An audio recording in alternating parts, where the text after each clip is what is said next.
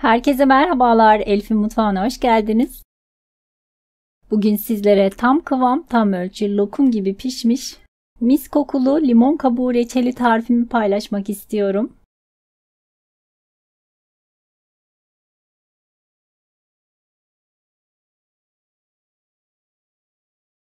Beş adet kalın kabuklu limonum var. Yaklaşık 1,5 kilo kadar. Öncelikle limonları güzelce yıkadım. Videoda gördüğünüz gibi rendenin ince tarafı ile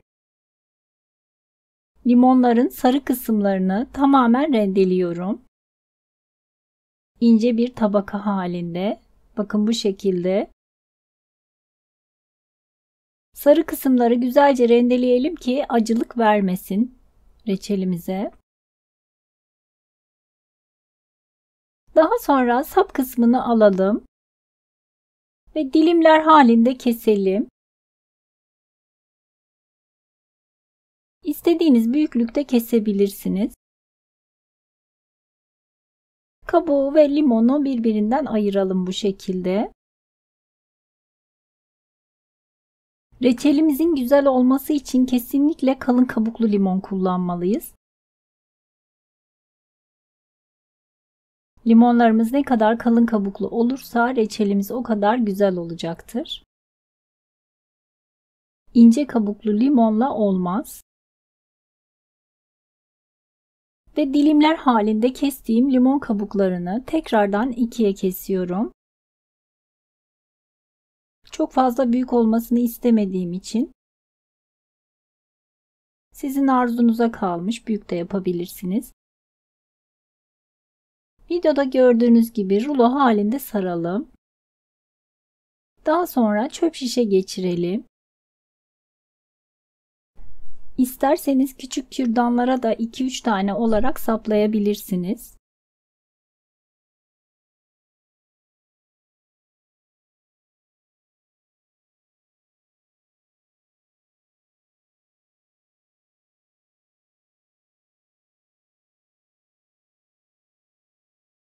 Kürdanın yarısını kırdım ki tencereme sığması açısından. Daha sonra tüm kabuklarımızı hazırladıktan sonra tencerenin içerisine alalım. Üzerini geçecek şekilde su ekledim. Ara ara bu şekilde suyun içerisinde bekleterek suyunu değiştirdim. Aklınıza geldikçe değiştirebilirsiniz. 3-4 defa suyunu değiştikten sonra bir gece bu şekilde suyun içerisinde beklettim. 5-6 saat kadar bekletmeniz yeterli suyunu değiştirerek. Ertesi günü acı suyunu dökerek tekrardan üzerine temiz su ekleyip ocağa alalım. Orta ateşte yaklaşık 10 dakika kadar kaynatalım. Bakın sarı sarı acısını suya bırakıyor. Ve 10 dakikanın suyunda acı suyunu dökelim ve üzerine tekrardan soğuk su ekleyelim. Bu şekilde 5-6 defa kaynatmamız gerekli. Suyunu dökerek her defasında. Benim limon kabuklarımın acısı 6 defa kaynattığımda gitti. Yani 6 defa 10'ar dakika kaynatarak suyunu döktüm. Tekrardan temiz su ekleyip tekrar 10 dakika kaynattım. Limon kabuklarımızın acısı gidene dek bu işlemi tekrarlamamız gerekli. Gerekirse daha fazla kaynatıp dökebilirsiniz veya daha az da olabilir. Tadına bakmalısınız.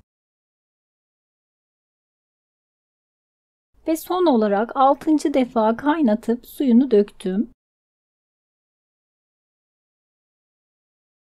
Ve tekrar bir tadına bakmak istiyorum. En iç kısmından bakıyorum ki acısının gidip gitmediğini anlamak için. Biraz tadına baktığınızda anlarsınız. Acısı gitmiş.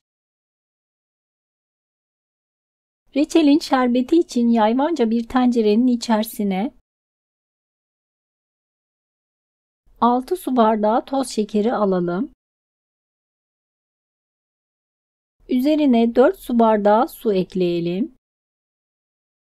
Daha sonra ocağa alalım ve kaynayana dek ara ara karıştıralım.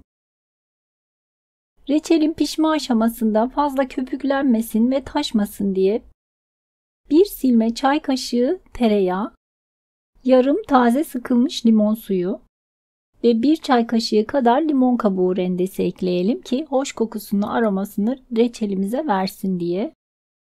Kaynamaya başlayan şerbetin üzerine süzgeçte bekleyen limon kabuklarımızı ekleyelim. Daha sonra kısığa yakın orta ateşte yaklaşık 1 saat kadar reçelimizi pişmeye bırakalım. Ocaktan almaya yakın 1 silme çay kaşığı limon tuzu ekleyelim. Limon tuzu eklemek istemiyorsanız kullanmayabilirsiniz. Zaten içerisine limon suyu eklemiştik. Hafifçe karıştıralım. Bir 15 dakika kadar da bu şekilde kaynatalım. Benim reçelim yaklaşık 1 saatte pişti ama siz kendi reçelinizin kıvamına göre pişirme süresini ayarlamalısınız. Ve 1 saatin sonunda ben artık reçelimi ocaktan alıyorum. Hemen sıcakken kürdanlarından ayırıyorum. Uzun süreli saklamak istiyorsanız sıcakken kavanozlara doldurmalısınız. Sıcakken kavanozlara doldurup kapağını sıkıca kapatarak ters çevirelim.